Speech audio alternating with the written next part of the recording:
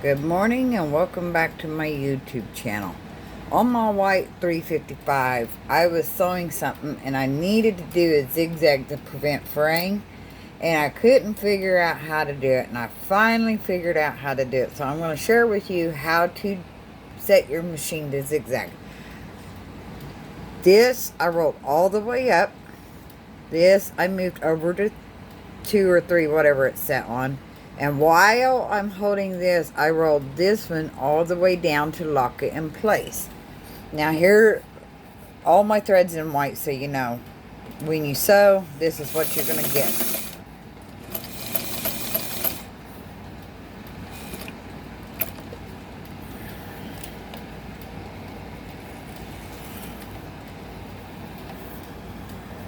When you sew, that's what your zigzag's going to look like.